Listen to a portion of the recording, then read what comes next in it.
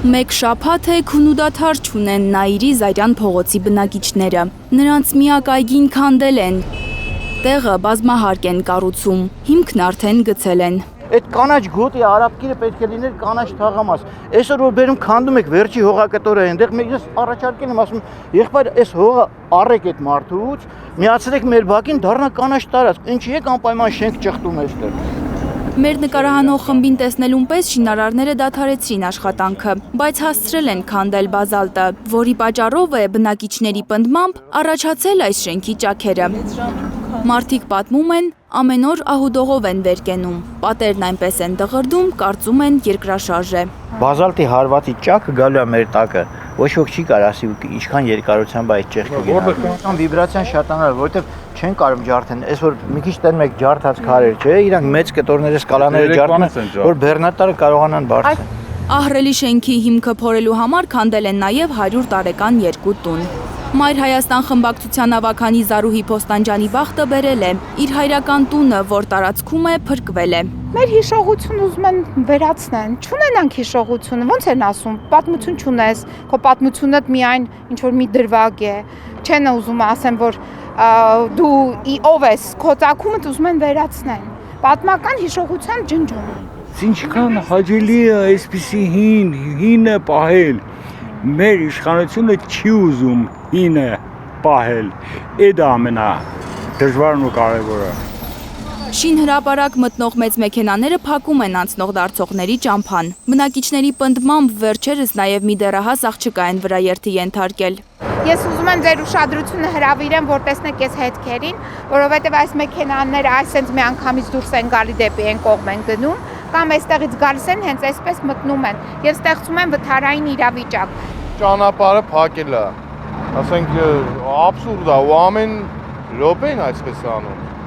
Օրը 50-100 անգամ ինչքան մեքենա տեսնում եք ներսը, այդքան մտնում ելնում են ու նույն բանն են անում։ Ամեն րոպե։ Խախտումներով են երկու հոզգից։ Հասարակական քաղաքացին երկու հատ հոզգից է կտրում, 4-5 բալ տուգանում են, ակտավորում են, բախ չեն գալի ակտավորել։ Դեռ 2023-ին Երևանի քաղաքապետի ընտրությունների քարոզարշավի ժամանակ է Տիգրան Ավինյանը եկել հանդիպել Զարյանի բնակիչների հետ։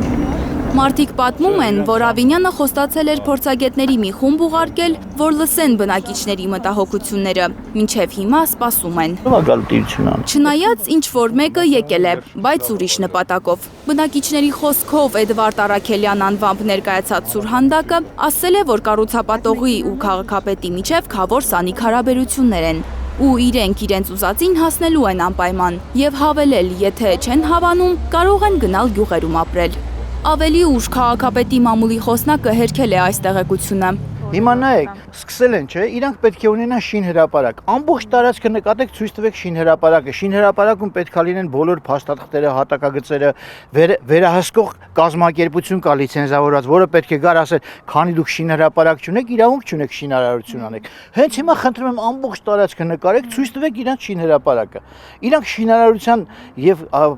ոնց ասեմ, բոլոր նորմերը, օրենքով սանված բոլոր նորմերը խախտելով անում են, մեր հարազատ քաղաքապետարանը թքած ունի այդ ամեն ինչի վրա։ Զարուհի Փոստանջյանը նկատում է, շինթույլտվությունը տրամադրվել է քաղաքաշինական նորմերի կոպիտ խախտումներով։ 200-ից ավելի բնակիչ ստորագրահավաք է արել, որպեսզի չեղարկվի շենքի կառուցման ծրագիրը։ Այստեղ տեսնում եք, այս գարաժը առել են,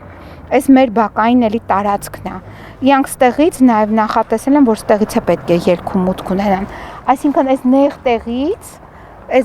իրանք ունենալու են երկրորդ հնարավորությունը մեր հաշվին, այսինքն այս բակից սենց պետք է մտնեն, հետագայում վերցնեն նաև այս ֆուտբոլի դաշտը, որպեսզի կարողանան սենց մուտք գործեն։ Եթե գարաժը չվաճառեին, շինթույլտվություն չէին տալու։ Այդ գարաժներ